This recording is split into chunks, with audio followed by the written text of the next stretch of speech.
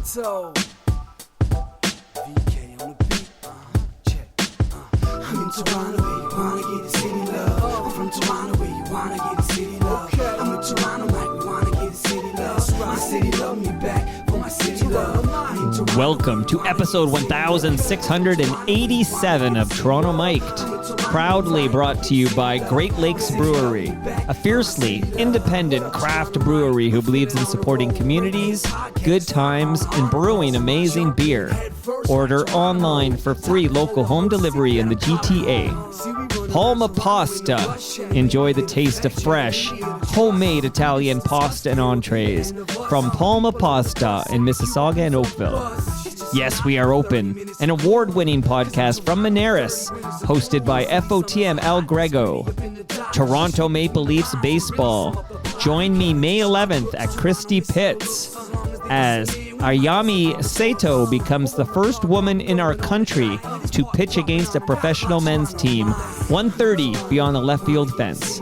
RecycleMyElectronics.ca. Committing to our planet's future means properly recycling our electronics of the past. Building Toronto's Skyline, a podcast and book from Nick Iones, sponsored by Fusion Corp Construction Management, Inc. and Ridley Funeral Home, pillars of the community since 1921. Joining me today, making his Toronto Mic debut, is Menno Versteeg. Hi. Welcome, Menno. How you doing, buddy? I'm great. I love this in here. What a setup. Yeah. Slow down there. I'm just going to do an hour with you telling me what you love about this. That's what we're doing today. You digging the vibes here? I really am. Yeah. That's one of the great things about life in music is the fun adventures of, you see in someone's basement and there's like they're doing this awesome thing and just finding all this new stuff. Is it top secret that's in your basement? No, everybody knows. This is the Toronto Mic TMDS basement studio. But you're a younger man, but there are like legacy artists who, when they're brought down here, sometimes a PR person brings them down here. Sometimes they're just told, go to this place and then knock on the side door. But they have that look of like, where am I? And what the hell happened to my career? Like, you know what I mean? Hey, this is a boost for my career. I spent my entire teenagehood and 20s and some of my 30s, like, playing shows in places that look like this and then sleeping on the floor in the same place. So that's the Canadian star system. Yeah. Well, good to meet you, man. Do I call you Menno or who's Menno. Mav Carlo? Is that like an alias? That was an alias for a minute. Just a minute? I was going through a dark time. I wasn't quite myself. So can we shout out a former, I know you're wearing a Sens hat there, but I'm going to shout out a former Toronto Maple Leaf, Chris Versteeg. Do you remember Chris Versteeg of the Toronto Maple Leafs? I mean, it was when I first moved to Toronto, I think he was playing there, and all my dad's side of the family, he grew up here in Toronto, and he has 7 brothers and sisters, and they're all rabid Leafs fans, and one of them in particular, my uncle Eric, I think he went about 400 years back in the family history to see if we were related to Chris Versteeg when he got traded over here. Okay, what did you find out? Nothing. Not one thing. Oh, that story is supposed to end where you find out, you had like some common ancestor along. Okay, I just found out yesterday Snow was here, and I found out Snow, you remember Informer, right? Okay, I know. You never know. Come right? on, I'm a child of the 90s. I know, of course you know Snow. But he was here, and I found out he's related to Stephen Page of Bare Naked Ladies. No way, I was just on tour with Stephen last week. Yeah. Well, and it goes better. It's better than that. Okay, that's a mind blow. But then he tells me Stephen told him that 1 week, which went to number 1 on the Billboard Hot 100. Did it ever? For exactly 1 week, that Stephen told his cousin Snow, a.k.a. Darren O'Brien, that 1 week was Bare Naked Ladies trying to emulate Informer. I mean, because when you think about it, Chickadee China, the Chinese, right? I mean, it checks completely out. It's a whole pile of. I'm just not even going to use any adjectives for what is. Your jaw is on the floor right now. Yeah, I'm just going to love it all for what it is. That's the only way you can roll. With these kind of fun facts here. But so you're not related to Chris Versteeg. Yeah, how's Snow doing these days? Oh, dude's batshit crazy. Yeah, but. So for 75 minutes, it's like we're going back and he's telling me about He's banned from every bay in the country because he was stealing from the bay before he broke with Informer. And he was in jail when the song played on Rap City on Much Music. And he's giving me, and it's the most amazing nostalgia trip. And he's giving me these details. We listened to Jim Carrey's Imposter he did for In Living Color, his parody. Like it's fucking, and he did a Drew Carey show theme song, Moon Over Paramore. He did a cover. It's amazing. And then at the end, it got a little political. And I realized, oh, yeah, he believes in a different reality. So it's like you just sort of have to like. I had a hunch, eh? I had a hunch it was one of those stories. You know, one of those. Why does that always happen to that archetype? Yeah, and it happened. And again, we had a great time. In fact, he might come to this Toronto Maple Leafs event with me on Thursday. That's how we're now buddies, me and Snow, even though we don't align politically. I think that's amazing, and I think we need more of that in this world. You know, being buddies. One of my best friends in the world is a batshit libertarian, dare I say, even Trump-supporting lunatic. And he moved up to Dawson City, Yukon, to live with his like-minded individuals. He still uses my address as his address for the CRA, and I get his letters, and he says like, "Tell them where I am. Tell them those little motherfuckers to come after me." So. It's good to keep yourself in touch with people who think like that, because otherwise you go into a bubble and you think everybody thinks like yourself. Yeah. And some of the things he says, some of them, I'm like, you got a kind of a point. Some of them. Well, afterwards I'll give you some of the Snow stories I got, and we'll see if you think he has a point. But because we only have an hour. Okay, let's go. I want to shout out 2 upcoming events that are literally within the next week. So we're going to do that off the top. Yeah. And then I'm going to get the Hollorado origin story. Okay? Oh, nice. Okay. I need that. And I got some jams loaded up and stuff. One event I need to shout out right now is happening May 9th at the Garrison. It is called it's called Let's Get Friendship Right. Of course, that's a great Tragically Hip lyric, where I think over 30 artists are going to cover songs from the Tragically Hip. That's enough of my voice talking about this event. Why don't you tell me about this event at the Garrison? That's only 3 days from now. So that's Friday night. Wow, Friday night. Tell me about this event at the Garrison. Well, it's a pretty great event from what I've been told. It's in honor of a friend of mine, a dear friend of mine who passed away, who was also one of the early supporters of Hollorado, Dave Bookman. Who, I'm sure your listeners know what a pillar of the Toronto music scene he was for many years. And he's one of the first people who believed in Hollorado. And he booked us on his new music night at the Horseshoe as our first show in Toronto. And I remember lying through my teeth that not only did we play Toronto before, that we lived here and would tell all our friends and do postering, and we were living in Montreal at the time, and he knew damn well that we were lying. He had the internet, and I was like, okay, you guys can come anyway, and has been a supporter and a Sens fan ever since, and so he tragically passed away, and this is a benefit show for him. And well, it's in his honor, but it raises money for the Toronto Food Bank. Well, you're supposed to bring, and this is key, bring non-perishable food items. Several non-perishable food items. I've got a whole bunch I collected upstairs for this event. So it's a free event, but you bring non-perishable food items for the Daily Bread Food Bank. And man, some of the artists, I'll tell you, last week. Ton of great artists. Well, Brendan Canning was here on Friday to talk about this event. He's going to be playing there. Ian Blurden was here a couple of weeks ago. He's part of the house band or something. He is, and some people, some of my favorite artists today, Meg Remy from U.S. Girls is playing, and Sky Wallace is playing. A lot of good stuff. Love Sky Wallace. Yeah. Okay. So be there. That's at, again, the Garrison, and that's on Friday. But then Sunday, which is May 11th, I'm hosting an event at Christie Pitts. This is so we can all watch the Toronto Maple Leafs baseball game. History is going to be made. It's the home opener. Christie Pitts, May 11th. Meet me at like 1:30 p.m. beyond the left field fence. TMLX 18. Everyone's invited. Menno, you're invited. Sounds amazing. Christie Pitts. I'm around. I have my first summer beer league hockey game on Sunday, but what time does this start? 1:30 p.m. We'll collect. You know what? I can definitely make it. Maybe swing by for that, and then I'll go to my hockey game after. Do you want some fresh craft beer for that hockey game? I sure do. Okay. Great Lakes Brewery brewed that up not far from here, Southern Etobicoke, and that's going with you, buddy. Oh, amazing! I'll bring the team will be very excited. It's my first day on a new team, so bringing some beers is a very good way to start. That's always nerve-wracking when you break in a new team. Yeah, it's a offshoot of. I'm in that musicians league where it's like all kind of the GTHL, Good Times Hockey League of whatever.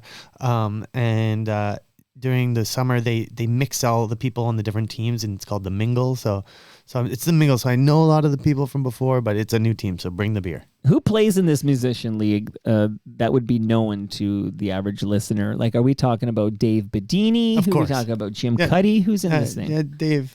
That's about it. I think Chris Murphy used to play. I mean, on my team, Peter Jimenez from July Talk is on my team, and he's got a deep voice. Yeah, we're all full of musicians. Oh, and he's at the Garrison event too. Bringing the beer. Here's a funny. I grew up in Mantic, Ontario, and it's an awesome place. And my dad and neighbor were reminiscing the other day about a guy in their beer league who he died, and the wife of the guy saw on the fridge that it was his turn to bring beer like 2 days later, showed up at the game with the beer for him. Wow. That doesn't bring tears, like maple leaf tears running down your face. What? Isn't that awesome? Wow. I mean, that's beautiful, man. That's beautiful. Shout out to Ridley Funeral Home. They did send you some a measuring tape. No joke. Is that an inappropriate? I mean, that was a sweet story. Okay, but this swag from a funeral home, a measuring tape, is this to see how long you are, get you ready? Is that? You know what? Their caskets are all made in Canada, which I want to shout out because a lot of funeral homes, they actually import like American caskets or made in China caskets. And Ridley Funeral Home at 14th and Lakeshore, they only sell Canadian-made caskets. Wow, that's beautiful. That's beautiful. You can measure yourself. Let me know. I'm on the fence about how I feel about the funeral home swag measuring tape. Do they have a sense of humor? Is that? Brad Jones has a very good sense of humor. Okay, you know what? Then I'm into this, Brad Jones. I like where we're getting here. He's got a good sense of humor. Okay, give me, if you don't mind, and I'll give you more gifts later. And I know you have a gift for me, but save that because I have a song that'll kind of accompany that nicely. But okay. How does Hollorado come to be? I want the Hollorado origin story.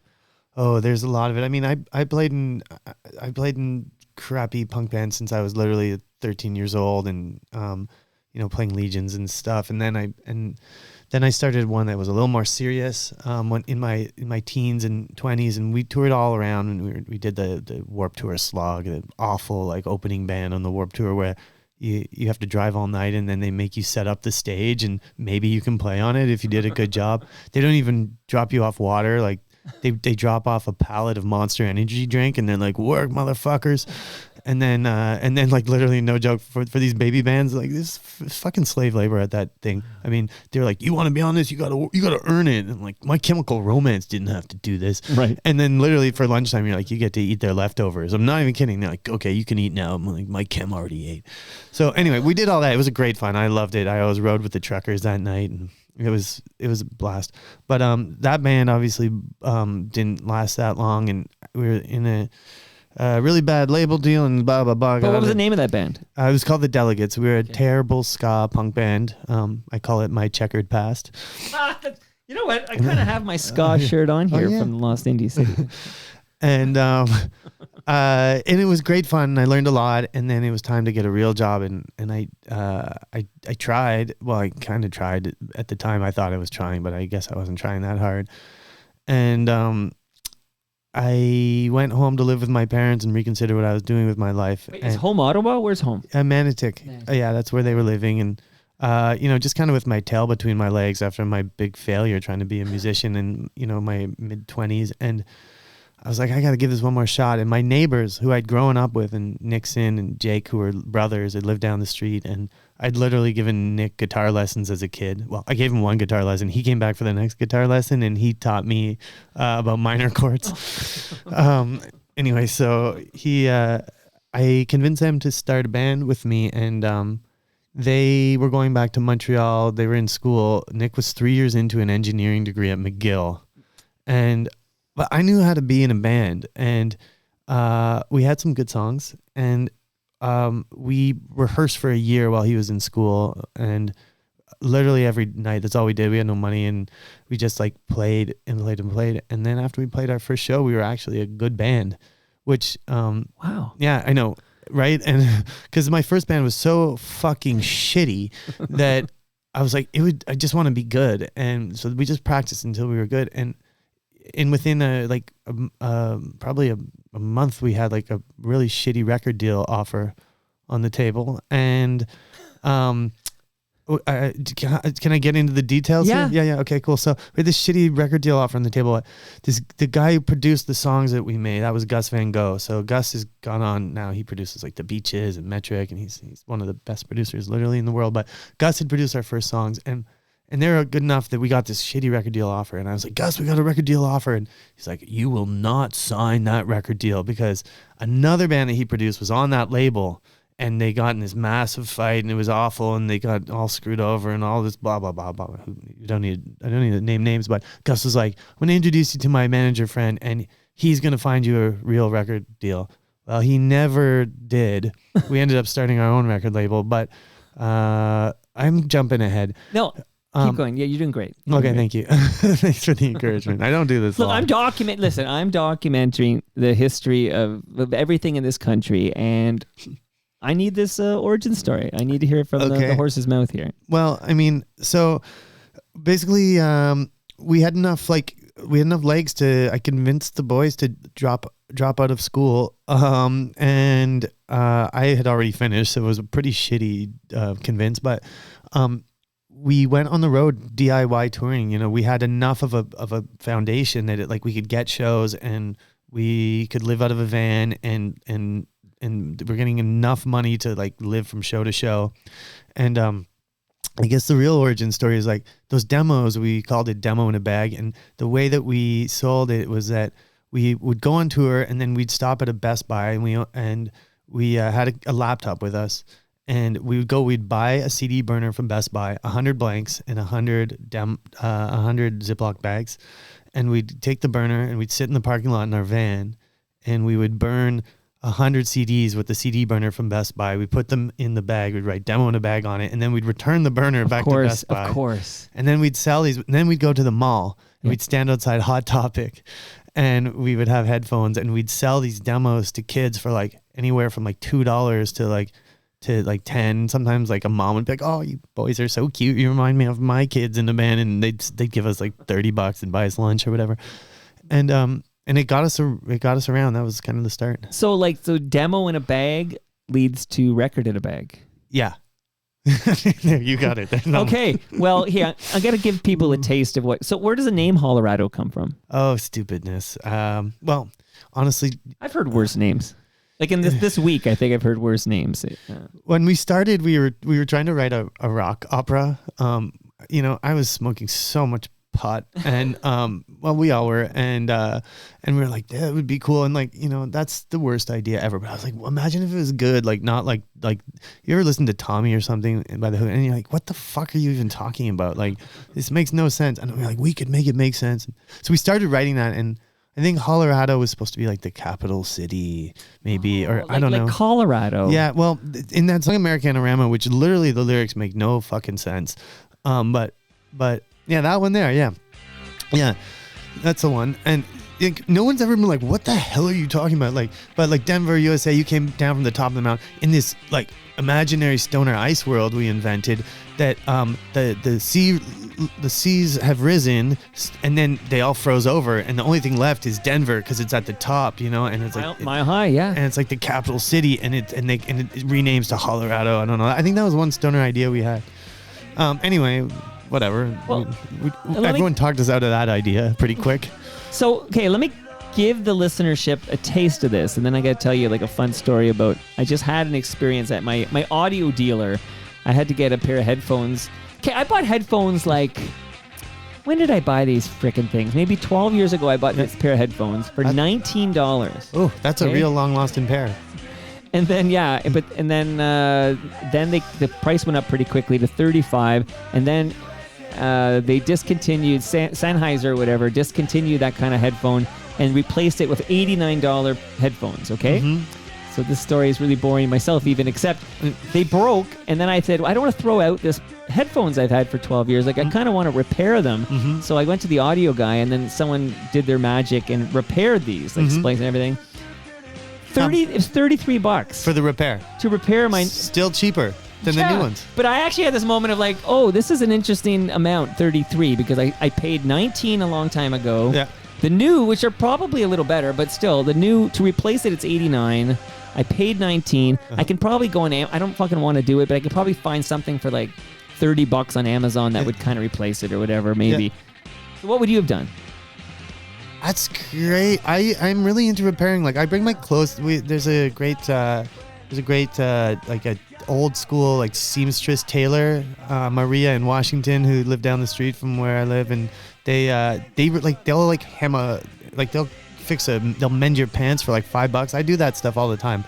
I'm with you spiritually. Like I'd rather repair, but then I figured, I just spent $33 to repair like a pair of $19 headphones. Yeah, and I know, but if they work and they're good, with my gear, like I play old pieces of shit guitars, but they work great, and I just keep repairing them because they work.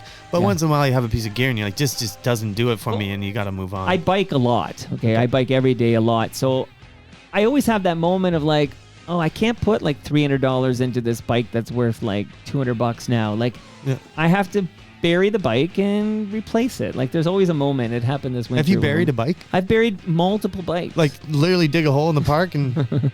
No, one of them I keep in the backyard like a monument because it was my favorite bike for many, many years. And then I like that. When I buy a new bike from my bike guy, which is hello to Thomas on First. Yeah. I bring him the old bike, and he'll salvage what he can and see if he can fix it up and sell it. So I give him the old bike when I get my new bike, which just happened like a week ago. I do like making art out of things that, turn it into a sculpture or something of an old piece of thing you can't bear to get rid of. Right. We actually, so Hollorado had we had a bunch of vans that were quite infamous because we had these shows where we got all our friends and fans to come out after and paint the van. Oh, cool. And it made it hell crossing the border, that's for sure. Try it today. Oh, yeah, no, thank you. I don't even, Are you going to the States now? Yeah, I just got back from there. Oh. I know, I'm not supposed to say. I had Andrew Scott on, drummer for Sloan. Yeah. And he said, not with this president. He's not crossing that border. Not for Sloan, not for anything. Yeah, I mean, Sloan just doesn't make enough money there for him to change his team. They must in Buffalo or whatever. Like, I know the lowest of the low do all right when they go to Buffalo. Yeah, no, I mean, Sloan does great in Buffalo, but I'd take the stance like, fuck America, and you just lose playing in Buffalo. I'll tell Chris I said that. That's true. Yeah, you show Chris Murphy enough money, he doesn't care. Yeah, it's going to be listen, this, I mean, I don't know him as well as most people. I know he plays hockey every day too, Andrew Scott, but I got the serious vibes that there's nothing, no money, nothing Chris can do. If Sloan wants to go to Buffalo in the next couple of years, it'll be 3 of them. Hey, that's awesome. I love that. Yeah, but I've been going, I'm not even say reluctantly, because the thing I've been finding, like, I actually toured Florida recently, in March, with a Trump president. I wanted to go there, and the people there who are cool are so extra cool. And I don't want to just lump everyone in as like kind of the enemy. I want to go and meet the cool people and be like, no, there's good stuff going on there, and spend your money in like places where that's a red state, It is, but there's a lot of cool people doing things in a red state under pretty adverse conditions. So I'm just, the reason I brought up the headphone thing was not to tell that boring story about spending $33 on, but this is a great song. And I was chatting with Bill. His name's Bill Cole. He's also a musician. This was his wedding song, and he was telling me about, Record in a Bag and Juliet. So I just want to let this brew for a little bit here. Okay. For Bill.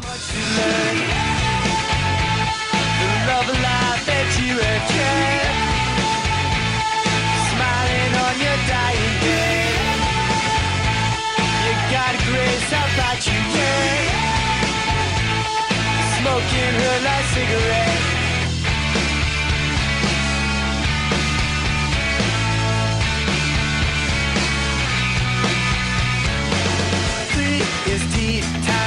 She puts on Pat's Decline, cuts across some Pat's Decline, Change of Heart.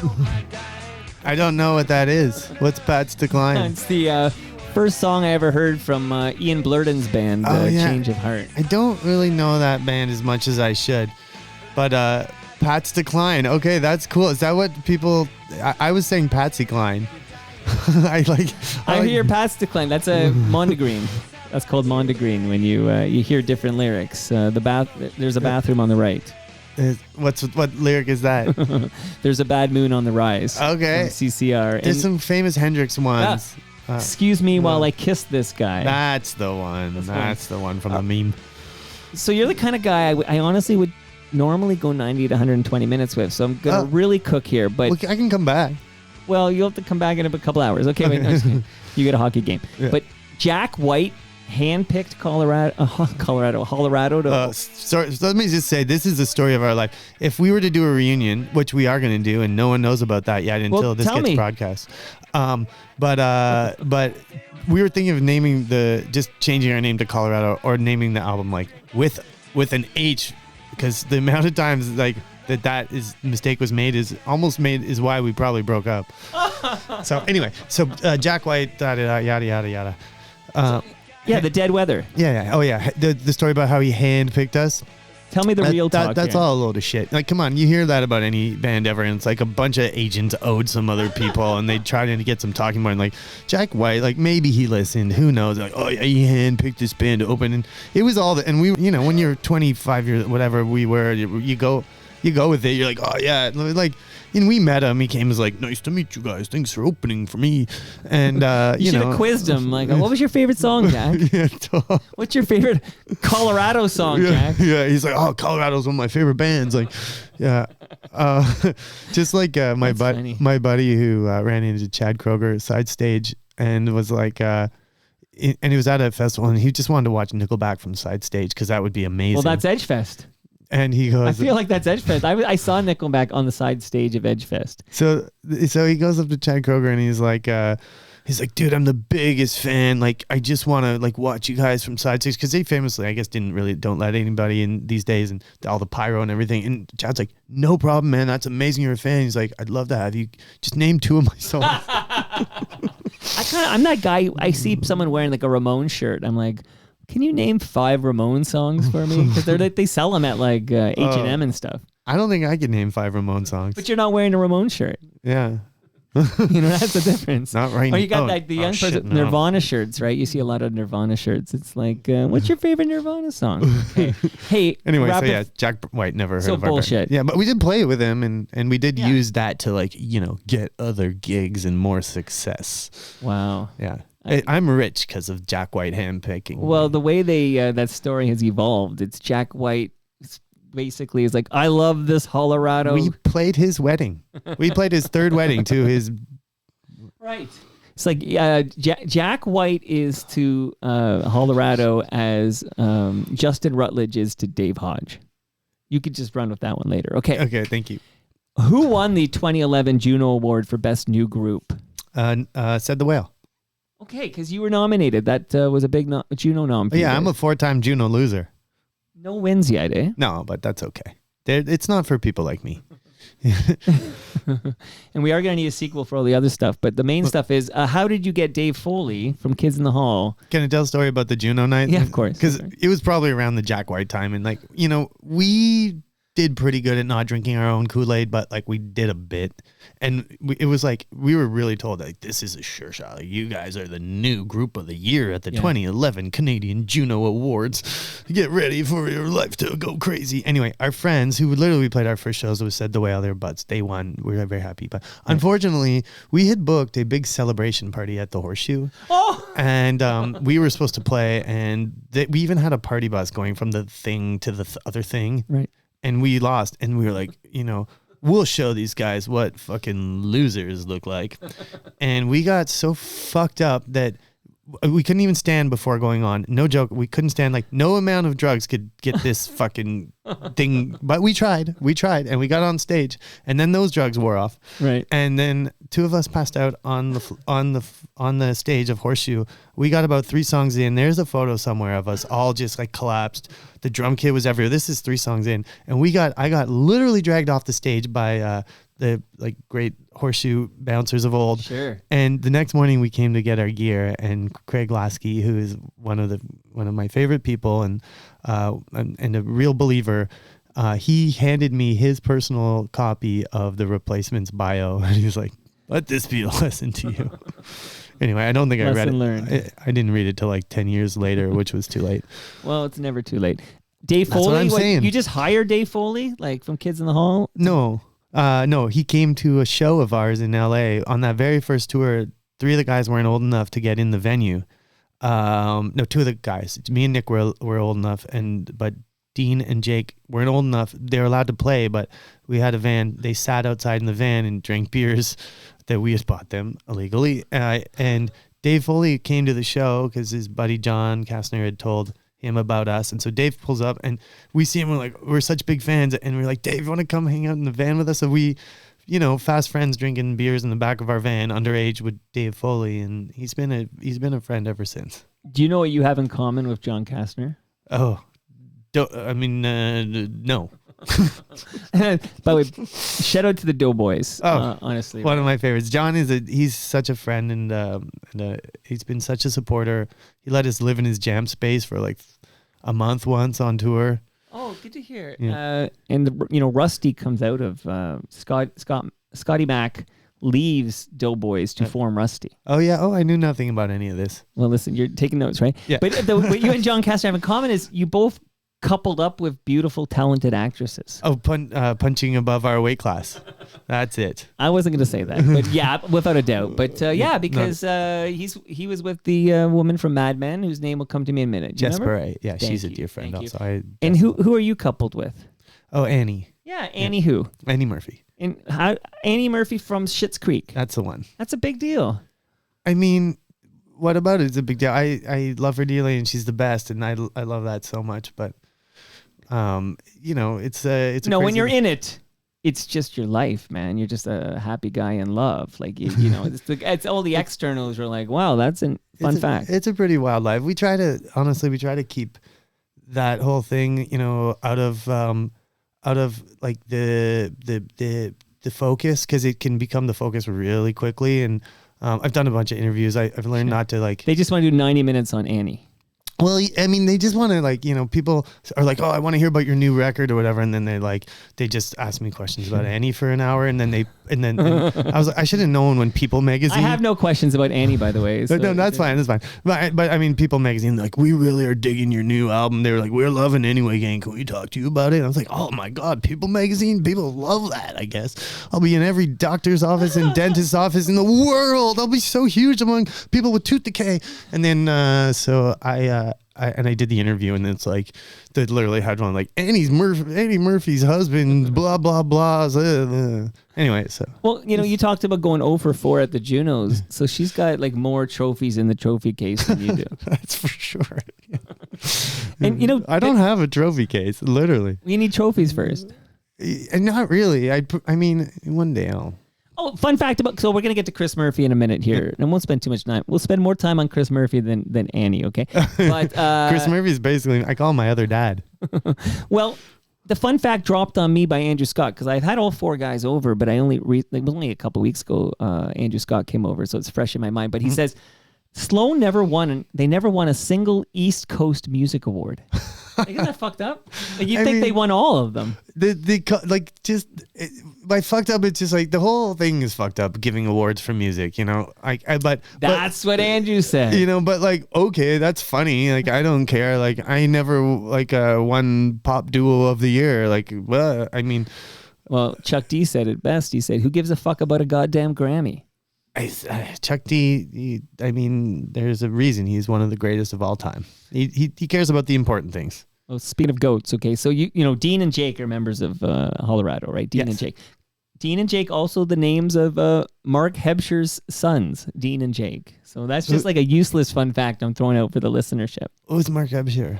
Sportsline, remember with Jim Taddy? You're younger than me, so you might have missed the core Jim Taddy, Mark Hebscher years of Sportsline. I seem to the name rang a slight bell. People call him Hebsy. Yeah, no. Yeah, you're too young. You're too young. Okay, and you're also, I don't even know if Ottawa gets this thing or whatever. Like, maybe it's you had to be like raised here. Yeah. Maybe. Okay. I remember Mike Peluso. Okay, so there's a name I'm not sure I know. So he was a goon for the Senators in the 90s. Yeah. Great. 5 series. So since the rebirth of the Senators, there's been 5 series between the Leafs and Sens. 5-0 for the Leafs. Like 5-0. Isn't that nuts? Isn't that crazy? I think it's crazy. You know what the worst part about it for me? Tell It's me. like what's happening right now is that I have to go tomorrow and cheer for the fucking Maple Leafs and be happy for my friends who. You don't have to. You can root against the Leafs. I'm not that kind of person. You're a nice guy. Well, Because I would have, my friend was a big Habs fan, and Leafs, I don't know, Habs not Leafs had, but Leafs are eliminated, Habs go on. I'm still rooting against the Habs. because you don't like them? Yeah, because I love to hate them. Well, get used to the next 5 years being very painful for you, because you know who's at the top of the hill right now? It's the Leafs, and they're about to go down the other side. And you know who's about to get to the top of it? The Habs and the Senators are going to be awesome in the next 5 years. So I live in the present, Menno. yeah, I want to play like what I think is the big Hollorado jam, and then we'll wrap up Hollorado, and then I have some more fun for you post. I'm curious to know what the big. Ready? I think this is the biggest one, but I could be wrong. I listen to a lot of Edge 102. Okay. Oh, that one. Huh. My opinion.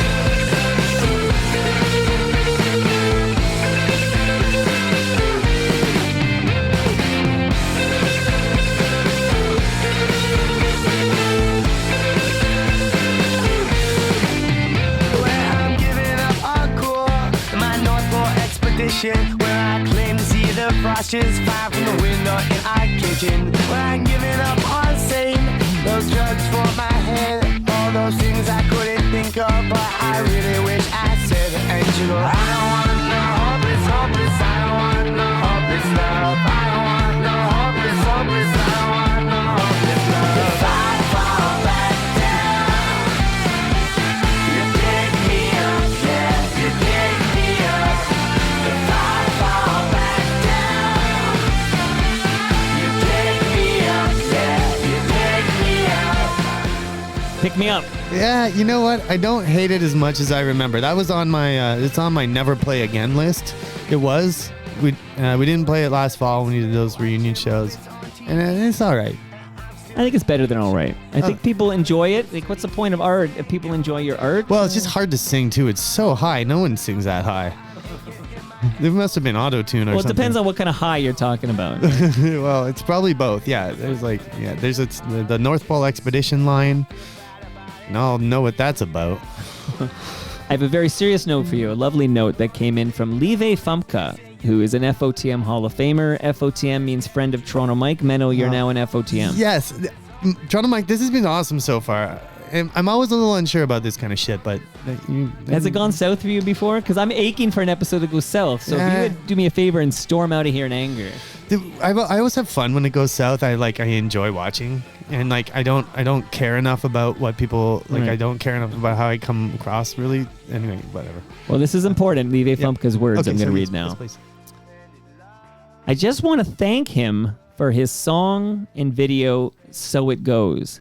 Like I said before, because she's told me this before. She hasn't told you before, though. My mom's family hid Jews, and in 2005, we went to Amsterdam for the Vad Veshem ceremony, where we, myself and two cousins, who are all named after my Oma, accepted the award. My Oma had died long ago. The baby, quote unquote, the baby that was hidden was at this ceremony. He's the one who put her name forward. I got chills, man. Yeah, that's the good stuff. Yeah, what does that have to do with me? Not to bring about. So it goes. Right, yeah. Sorry, I didn't mean that to sound like that. I was like, that story is like so much more important than anything it feels bigger than any song. than anything we're talking about. Imagine you're there and you're at Yeah. the ceremony and Yeah. somebody, an adult, of course, was the baby who was a Jewish baby Unbelievable. who was hid Successful. by Live Famke's mom's family. Successfully. Yeah, no, it's unbelievable, the stuff that went on. And it just was the 80th anniversary of the liberation last week. A bunch of my aunts went, and they were living there when it got liberated. My dad wasn't born yet, but my aunts were. And And we got the tulip. You're from Ottawa area. You've seen these tulips every spring. they're so beautiful. Yeah, it's worth the drive. Yeah, I love seeing them in Holland too. When we shot the music video for this song, although we timed it wrong, and a lot of them were already sold to Canadians in the supermarket, but they were the ones that were left were very beautiful. So thank you. Yeah. And of course, your name very Dutch. It is, and Levi. Lieve Fumka. That sounds very Dutch, also. Because it means sweetie pie or something like that. No way. Yeah. See, I don't speak any Dutch, even though when I crossed the border into the Netherlands, I actually, because my dad's Dutch, I have a Dutch passport, and I was like, I'm such an idiot, and I was like, I'll just cross with this, and I crossed, and the guy started speaking to me in Dutch, and I couldn't even speak back to him, and he looked at me like he just found like 40 pounds of like Afghani heroin in my suitcase. He was so disappointed, and I swear he almost, and so I don't cross with it anymore. I think they took it away, honestly. Oh my goodness. Okay. Why does it come to an end? I know you said there's a reunion show coming up, but maybe give me this goods. Like, so Hollorado comes to an end. Yeah, we just needed to. It was a 24-hour fun train, and we had the best time ever, and it was exhausting. And we joke, we were like the Apollo 13. We shot for the moon, and we never landed on it, and we goddamn near died in the process. We have a problem. And we just needed a little break and to get on with our lives, because music isn't everything, even though it's a massive part of all of our lives. And we just were never like huge enough to play those songs. We weren't making enough money to play songs we didn't really believe in anymore for money, and we just all needed some time, and we took that time over the last 6 years. It's been really, really nice to get a new perspective, and everyone has like other careers that they're really happy with, and some are still in music, and some of us are not. Last fall, am I getting into this reunion stuff? Yeah, well, please. I'm hopefully this is your Tokyo Police Club. Yeah, exactly. Finale. So when it ended, it was so amicable. Like we all grew up together. We're best friends. We wanted to stay that way, and we just really walked into a writing session one day, and we were like, "Should this be our last record?" And we stopped. We do one more tour, and that's it. And everyone was like, "Yep," just felt right, and we're like, "Okay." And we did that, and we honestly thought we would like that was it. It really had to feel like it was really it in order to like move on with our lives, and that was a hard thing to do. And we did that and took a break, and we did this whole tour. It was so fun. The One Last Time tour. The One Last Time tour was ridiculous. Great name. I don't think we slept for 4 months, and then we played 3 shows at the Danforth Music Hall, and then an open mic at the Horseshoe to like end it all, and we had all our friends play, and it was amazing. It was a great way to end. We're like, we're never doing this again. That was perfect. And then Tokyo Police Club played some of our last shows, and so when they were doing their last run, they were like, hey, you guys got to come and play our last show, and we can't say no. So we did that, and we did a couple little warm-up things in Ottawa, and we just had so much fun. And we just remembered like there's the pressure's off, and it felt like we were kids in the garage, and that's amazing. It was so amazing. And so and then we're like, should we do more of this? And we're like, well, I don't want to just be that like that. I don't want to be that band that just is like a legacy band and playing Juliet and like when old and not feeling it. And we're like, so we've been talking over the last year and writing and stuff, and we're like, you know what? If we have music that we truly believe in, that is fresh, and I know it sounds so cliche, but that we kind of want to start again, and we're like, should we just start a new band again? We're like, well, no, because no one will come see it. That's the unfortunate reality. Yeah, no one comes see my solo thing. Even I did some solo shows. It was me and Nick from Hollorado, the 2 singers, playing Hollorado songs. There's just 2. That's weird, right? And no one showed up. Well, I remember when Gord Downey had a solo material, and Gord would be doing solo tours. Yeah. I remember, there's a quote in the doc where I think it's Paul Langlois or somebody said they were nervous about his solo work until they realized, he still needs his day job. I know. Yeah, I know. It's funny. Yeah. The Hip could sell wonderful. out. They could sell out Scotiabank Arena like 4 nights in a row, but Gord had trouble like filling up the Horseshoe. Yeah, literally. I know. Isn't that wild? I love. But whatever. That's the world. That's you can't change it. Just that's why Oasis is back together. I mean, So I'll let the cat out of the bag. Like well, you want a drum roll? I don't know. I have a drum roll. I never get to use it. Could I use it? Like, yeah, sure. Yeah, okay, use a drum roll.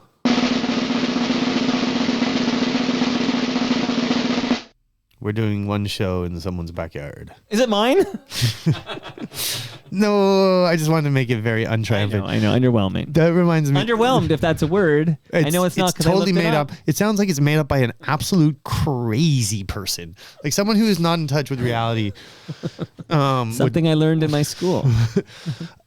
So I've been writing a lot and doing some stuff, and we got something I think that we're really proud of. We're going to start it off real slow and small, and as if we're kind of starting again from new. It's like weed or something. Starts slow and low.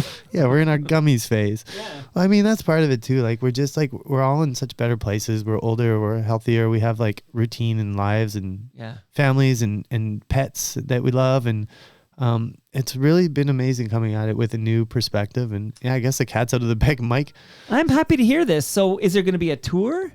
No. But you're going to have a new studio album? Well, I don't know. I'm just trying to get the specifics here. Next week we're announcing two shows at the Horseshoe, I think. Kind of where we started, and then we're doing a couple little festivals, and then we're doing, Ottawa, same thing, like some small shows, like at the place where I used to play in my punk band, like the Saw Gallery, when just a small. Do you want to play TMLX 19 on June 26th at Great Lakes Brewery? What is that? It's my 19th Toronto Mic'd listener experience. No way. Palma Pasta is feeding everybody, and I have some exciting news. I know you got to play hockey, but it's frozen solid. It'll make it through the game. I have in my freezer, delivered today from Palma Pasta, a lasagna for you. That is such great news. I love lasagna. Okay, but the condition is Annie has to eat some. Honestly, here's a fun fact. Annie hates lasagna. Sorry, Palma Pasta. Okay, I made that up. Well, is it actually lasagna? Yeah. That's not a joke. So this is empty, obviously. I was but like, in my freezer, you'll have it when we leave. We got to date a photo, and I'm going to give you your lasagna. Yeah, I love lasagna. I love a lot of layers. There's a lot of layers. It's honestly delicious. Like Peter Gross tells me it's the best lasagna he's ever had that wasn't made by like a Nona. Nona's make good lasagna.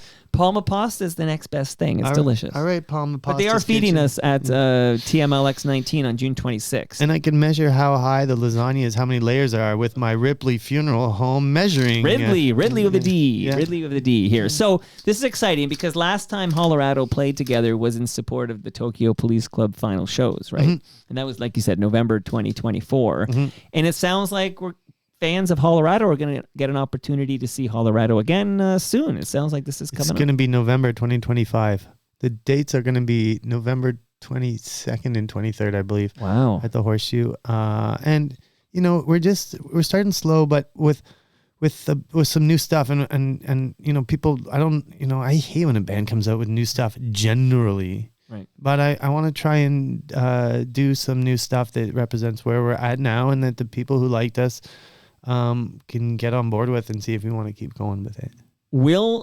So if there's new music, will it be on the Royal Mountain Records label? Oh yeah, no one else is stupid enough to sign Hollorado. Okay, we need to tell people what Royal Mountain Records is, but actually I'm going to play a song that, like you said, nobody wants to see you solo. I'm sorry to hear this. This is a sad fact of this world we live in.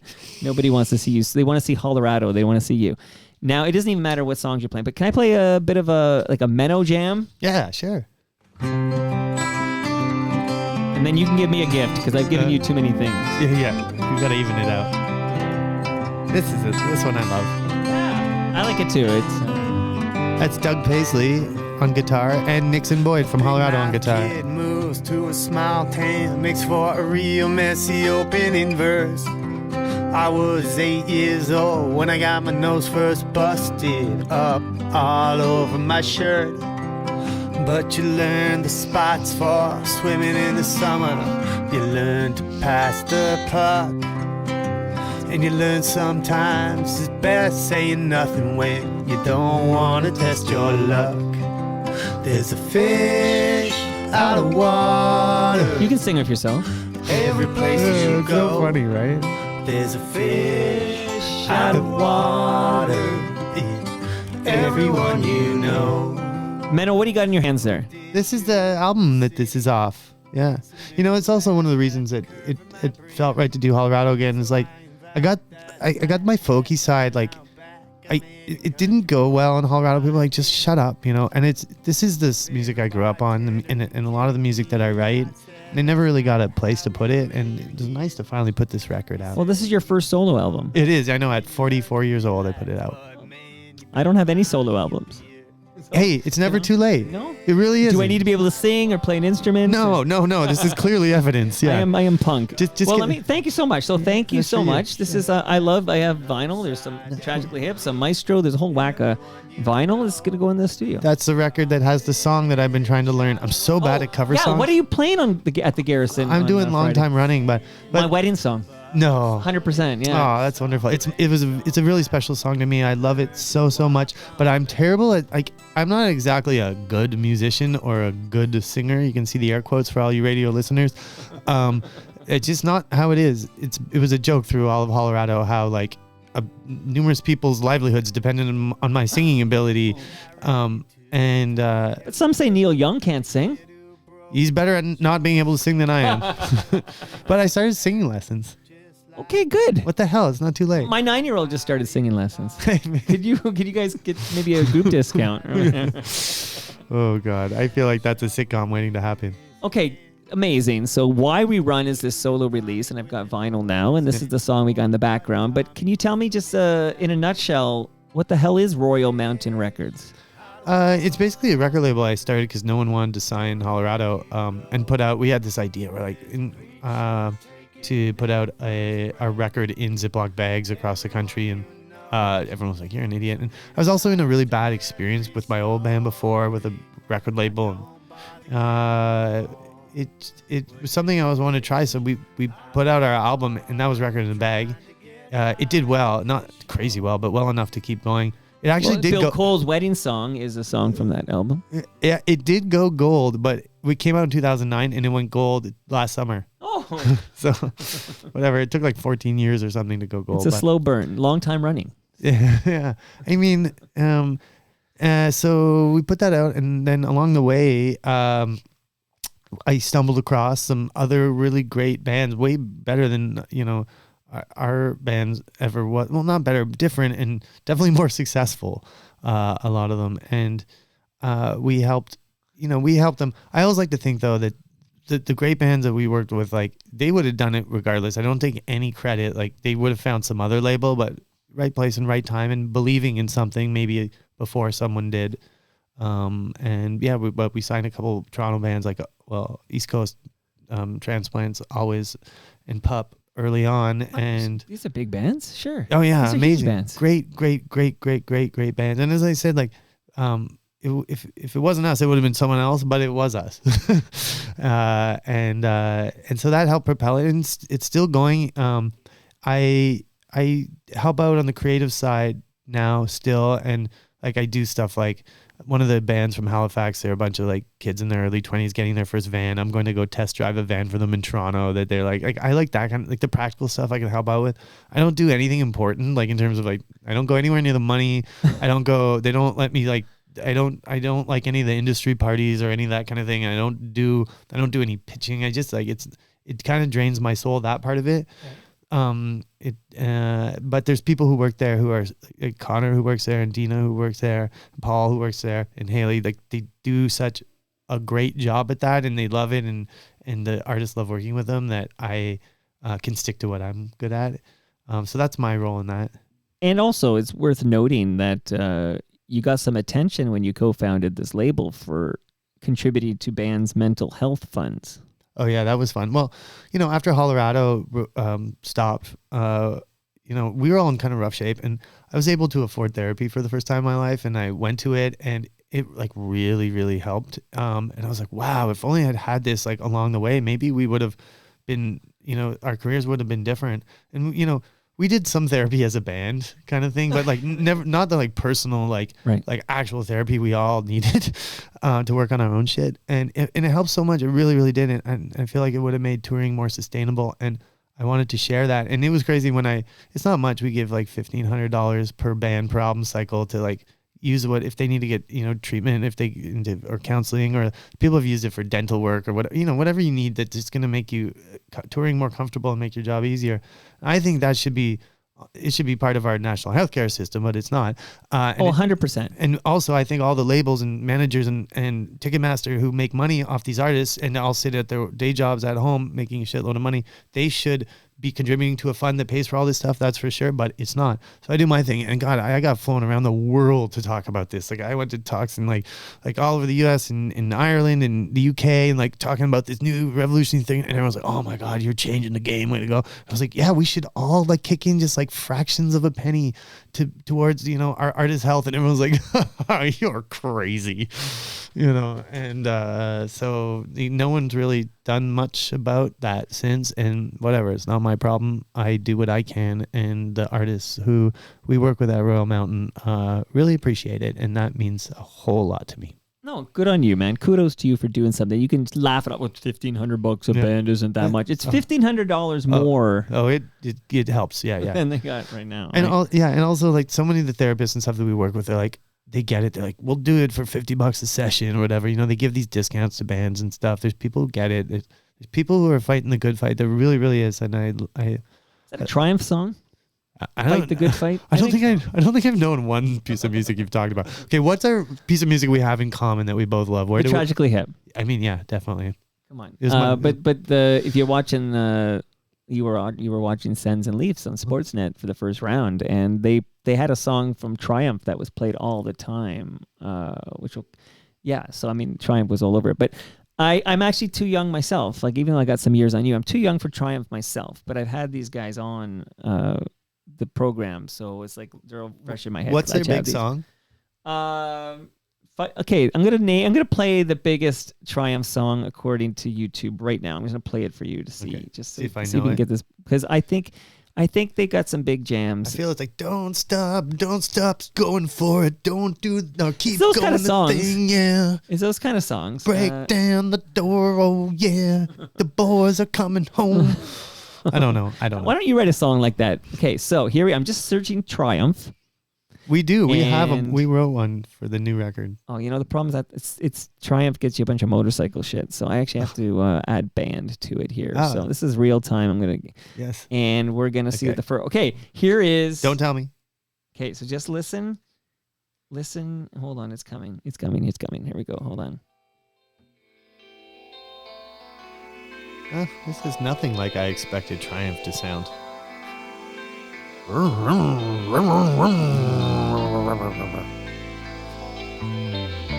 So Rick Emmett is the vocals you're going to hear. Oh, that's Rick Emmett's band. And Gil Moore is a founder with a guy named Mike Levine. Same old story all over again. So this is Triumph. He's a good singer. I'm going to sound like that after singing lessons. Almost definitely. Why don't you just go get singing lessons from Rick Emmett? He'll help you. Yeah, Rick, are you listening? Can I come for singing lessons? I think that's a great story. I think he's in like Mississauga or something. Rick, I'll learn your band. Oh, this rules. So they've been playing the shit out of this thing during the NHL playoffs on Sportsnet. Man, shows you what my ears do. But now when you hear it, you'll be like, oh, that Toronto Mike guy played this for me. But hold on, I'm waiting for the chorus because so many chords in this. Maybe not. Oh yes. Oh. You gotta listen to this before your hockey game. I love that guitar riff. Like, I'm a big fan of chicka chickas. Those are some good chicka chickas. Before I say goodbye to you, you've been amazing. This has been amazing, Mike. You want to know what my favorite chicka chicka is? There's a lot of good ones. You know the one in Creep? Of course. It's such a good Radiohead. Chicka. That's a great... That's such a good chicka.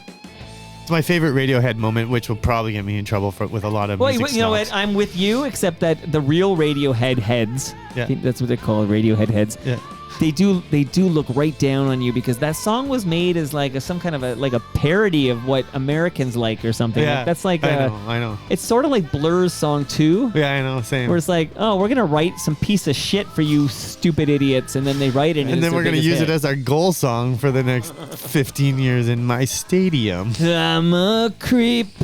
Okay, here's where I want to close. 2 places I want to go. One is because we've mentioned the name Chris Murphy. Yeah. I'm a big Sloan head. Yeah. Love Chris Murphy. He's been over here a couple of times. You know who paid a visit last summer, and I was honored to have him in the basement? Sam Roberts. No way, Sam. My bud in my band. Yeah, this is so. Yeah, I'm building a story here. Come on, we're building this, okay? So, who else will I? Want to tell you how I convinced him to be in a band with me? Of course. Sam was in the bathtub, and I was friends with both of them, but not that good friends. And I called, and I had this idea I wanted to. Anyway, I was like, this could be fun. And then I called Sam, and he was in the bathtub, and I was like, Sam's in the bathtub. If I call Chris, and I was like, I got Chris to agree to do it. So I was like, Chris, I got this idea for a band. Like, Chris just agreed, Sam just agreed, but Sam was in the bathtub. So, and I both told them that the other one agreed, and they both Famous move. Yeah, and they both agreed without talking to each other. And they when they finally called each other when Sam got out of the bathtub, he was like, you agreed, I agreed, and we got to do this. So the 4 members of Anyway Gang are Sam Roberts, Chris Murphy, you, and the only guy in the band who hasn't been in the basement yet, and we got to rectify that at some point, Dave Monks from Tokyo Police Club. You 4 are Anyway Gang. You know Chris Murphy's got 19 of these side projects. Yeah, I think he calls this one his Plan L. If Trans Canada Highwaymen doesn't work out or whatever, he's got the Anyway Gang. But just tell the people, what the hell is Anyway Gang? Are you guys still a going concern? Is it still happening? I think it'll come around again. Yeah, I want to be a casino band in my old age with them. But by the time I'm in my old age, Chris and Sam will probably be in coffins. So they'll be at Ridley Funeral Home. That'll be it. And thank you for reminding me here. Okay, so I do have a couple more sponsors I just want to give love to. RecycleMyElectronics.ca. That's where you go if you have old cables, old electronics, old devices. You don't throw that in the Chris garbage. Murphy, didn't they take his pacemaker?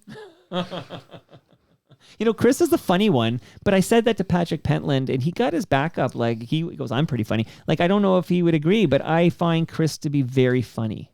Oh, Chris would certainly agree with you. Well, Chris would agree, but it was Patrick who didn't agree.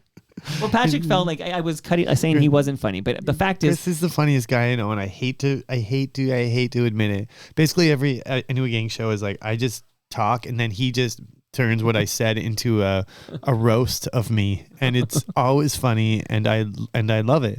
He's funny. He was here with Stephen Page because they're both in Trans Canada Highwaymen, and they were down here, and I was like, yeah, this guy really is funny. He's really funny. Fucking funny. Okay, so.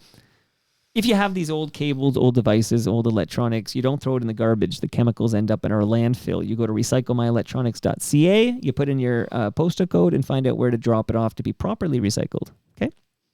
Makes sense to me.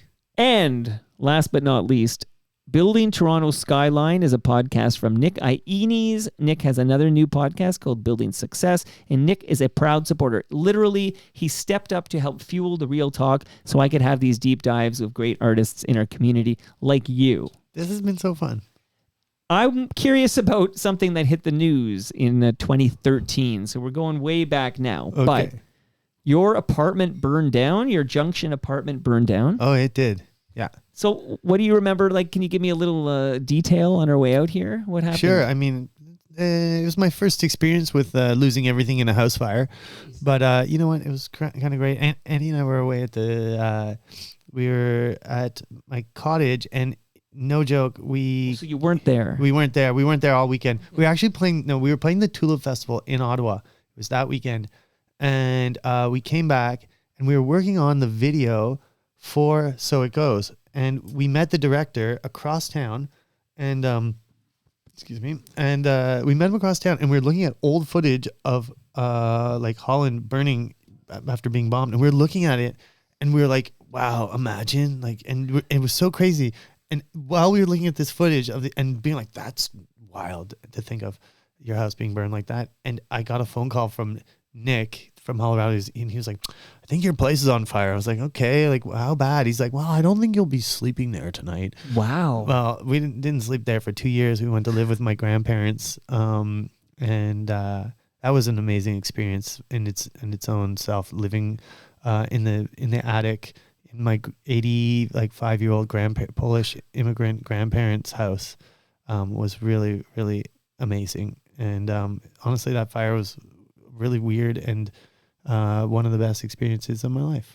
It's interesting how you can make lemonade out of a situation like that, because that would be devastating. Like, you lost everything. Yeah, we didn't have that much, so that's your glass being half full again. Okay, on the bright side, we didn't have much to lose. Yeah.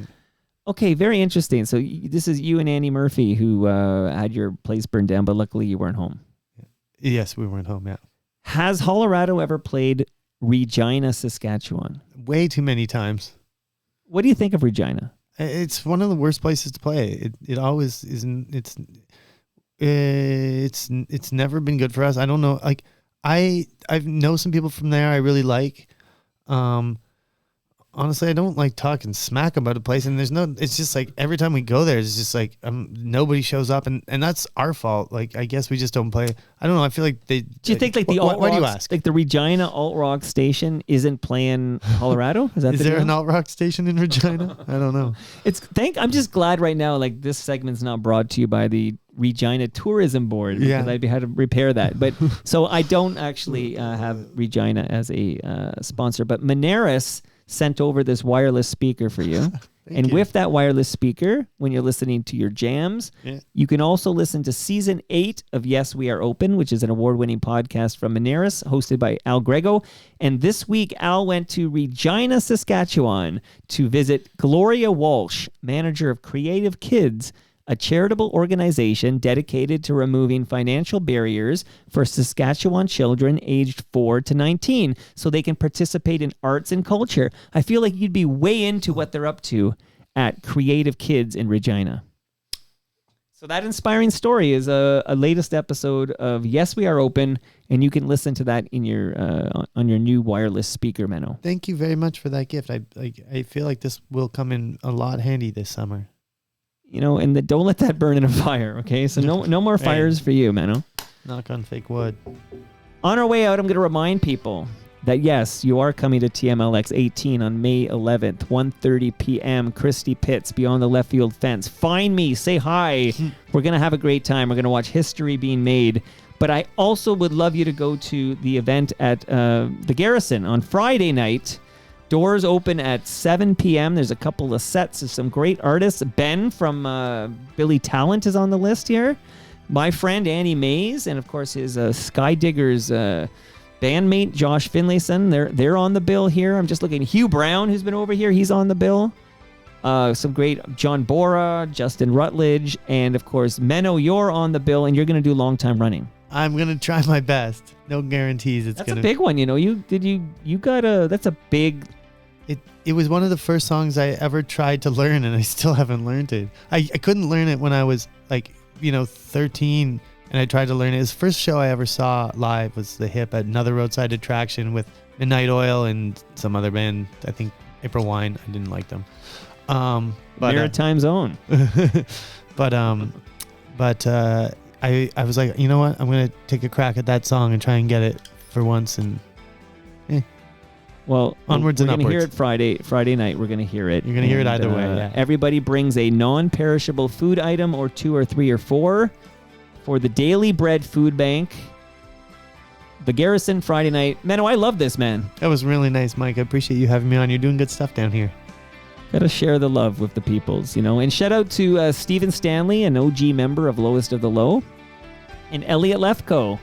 Shout out to Elliot Lefko, who still says no to my polite invitations to come on this show. But he loves the show, and that really is all that matters.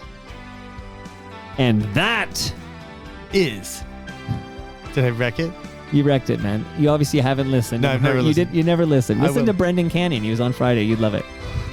And that brings us to the end of our 1,686th show. Do you think I have the right number? Menno, are you paying attention over here? I am. We're wrapping up here. Hold on, I'm taking notes. It's 87. You know what? I did fuck it up. We'll do it again. Okay. And that brings us to the end of our 1,687th show. Go to torontomike.com for all your Toronto Mike needs. Much love to all who made this possible. Again, that's Great Lakes Brewery. That's Palma Pasta. Don't leave without your lasagna. I can't wait. Moneris, Toronto Maple Leafs Baseball, RecycleMyElectronics.ca, Building Toronto Skyline and Ridley Funeral Home. Brad Jones is here tomorrow. We're going to record a new episode of Life's Undertaking. Subscribe and enjoy Brad's excellent podcast, Life's Undertaking. See you all tomorrow.